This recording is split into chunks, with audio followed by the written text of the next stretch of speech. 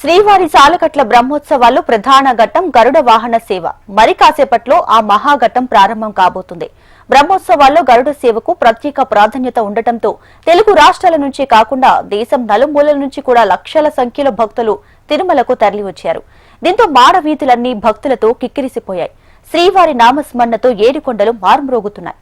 గ్యాలరీలో ఉన్న భక్తులకు నిరంతరాయంగా త్రాగునీరు, అన్న ప్రసాదాలు, పాలు అందిస్తున్నారు.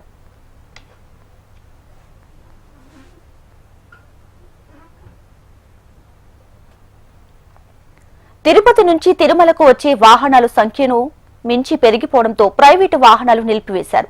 ఆర్టీసీ బస్సులోని భక్తులు రావాలని కోరుతున్నారు. అలిపిరిలో భారీగా ట్రాఫిక్ జామ్ ఏర్పడింది. శ్రీవారి గరుడ సేవ కావడంతో ఆర్టీసీ అదనంగా 3500 ట్రిప్పుల బస్సులు తిప్పుతున్నామని చెబుతున్న బస్సులు లేక జనం తీవ్ర ఇబ్బందులు పడుతున్నారు. ఘాట్ రోడ్డు వాహనాలతో కిక్కిరిసిపోయింది. అలిపిరి తనిఖీ కేంద్రం వద్ద వాహనాలు బార్లు తీరాయి.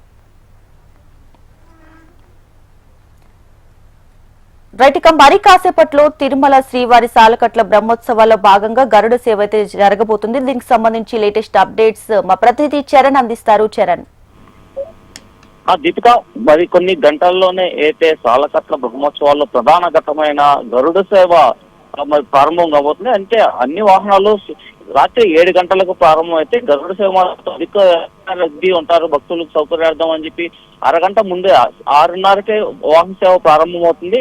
ఈ వాహన సేవలో ప్రధానంగా మనం చూసినట్లయితే గరుడ సేవ అనేది అత్యంత ప్రీతిగా భక్తులందరూ భావిస్తారు. శ్రీవారికి ఇష్టమైన వాహనం గరుడు సేవ, గరుడు.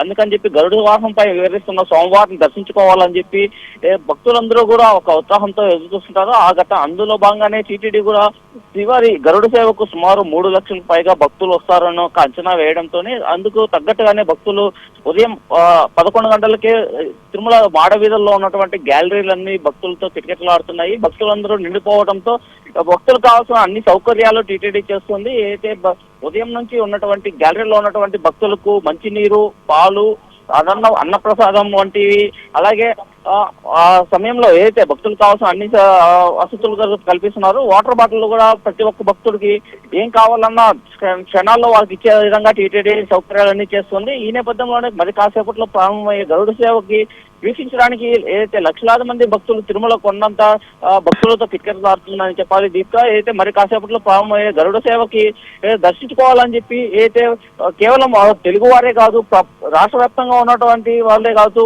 దేశమంతా శ్రీవారి భక్తులందరూ స్వామివారి గరుడ సేవను దర్శించుకోవాలని చెప్పి ముందుగానే గ్యాలరీలోకి వచ్చి వారి వెయిట్ చేస్తుంటారు. స్వామివారి గరుడు